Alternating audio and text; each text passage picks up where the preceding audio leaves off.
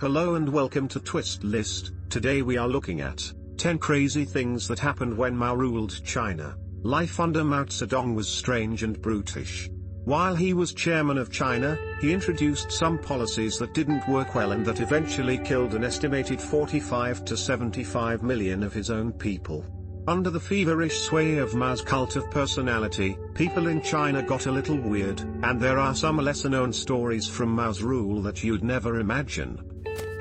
At number 10 we have, Mao sent mangoes to people, and they went crazy. In 1968, a Pakistani foreign minister gave Mao a gift, a cart full of mangoes.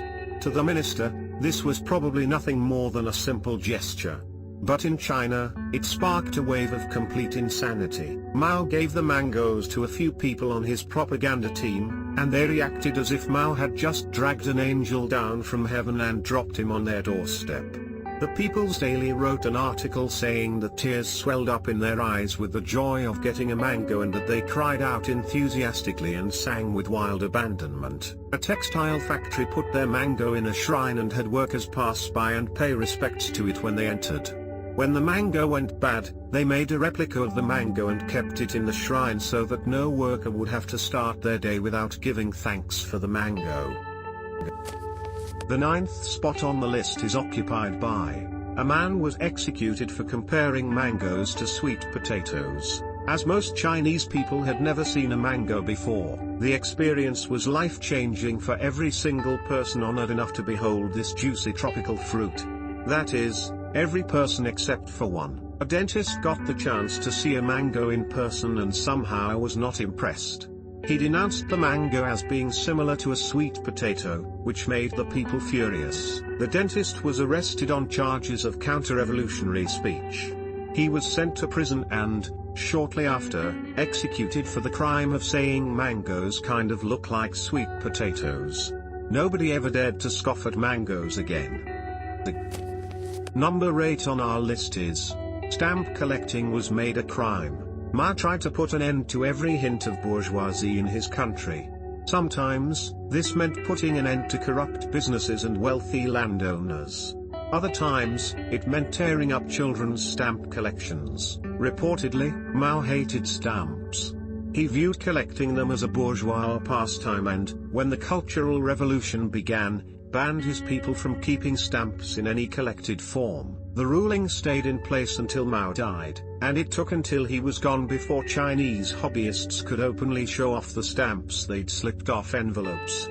Ironically, the effect of Mao's ban is that stamps from the Cultural Revolution are now among the most prized and sought after in the world.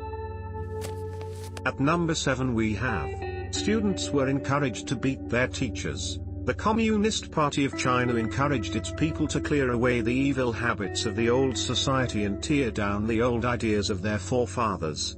Although there's no proof they ever explicitly said that meant beat your teacher to death, that's definitely how people took it. In 1966, students in at least 91 separate schools dragged their teachers into the streets and beat them until they decried their corrupt ways. In some instances, the students splashed ink on the teachers' clothes and hung boards on them with their names crossed out with red X's. Then the students beat these teachers with nail-spiked clubs and burned them with scalding water, often until they died. By the end, 18 educators had been killed by their students and many more had committed suicide over the humiliation. Meanwhile, Mao sat back and ordered his security not to interfere with what the students were doing. He didn't let the army try to restore order for a full 2 years. Number 6 on the list is, the Great Wall was torn down for building materials. During the 1970s, the Chinese government realized that it didn't need to waste so much money on building materials for housing. After all, the longest wall in the world was just sitting there taking up space. With another chance to destroy an old relic, they encouraged people to start dismantling the Great Wall for the spare bricks. Villagers living near the Great Wall tore parts of it down and then worked the bricks into their homes. Even the government tore down whole sections and used the parts to build a dam. The Great Wall eventually became a heritage site, and the area was protected. To this day, though, there are still a few houses with great chunks of history holding up their walls. The fifth spot on the list is occupied by tigers. Were declared an enemy of the people and nearly eradicated. In 1959, Mao got fed up with tigers. After farmers in China were attacked by animals, Mao announced that tigers, along with wolves and leopards, were enemies of the people and should be destroyed. The Communist Party sparked a number of anti-pest campaigns that encouraged people to seek out and kill predatory animals. In just a few years, the Chinese had slaughtered nearly 75% of the world's population of South Asian tigers and brought these animals to the brink of extinction.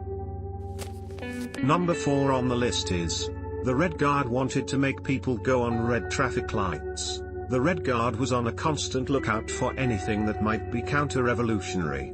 In September 1966, some of them noticed something insidious. People were stopping their cars when they saw red traffic lights. Since red was the color of the party, the group decided that stopping on red and driving on green was obstructing the progress of revolution, and they marched to demand an end to it.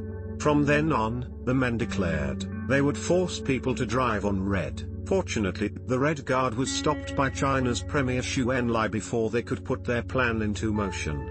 Premier Xu sat the men down and assured them that stopping on red symbolized how the party guarantees the safety of all revolutionary activities. An onslaught of riots and traffic accidents was just barely avoided. At the third place we have, people were arrested for owning ties. According to writer Liang Heng, you could get into trouble in Mao's time just for dressing well. Liang recounts a story in which his father was nearly sent to prison because he was found in possession of a tie. Members of the Red Guard had broken into Liang's home and were searching through his father's things when they found a tie. A Red Guard held up the tie and announced that it was capitalist. When Liang's father was found to own a suit and cufflinks, he was denounced as a stinking intellectual, and then his clothes and books were gathered together and burned. Liang's father escaped imprisonment by agreeing to state that burning his possessions was a revolutionary action and a good thing. Still, he didn't emerge unscathed. The Red Guards took his radio and a month's salary as payment before leaving his home.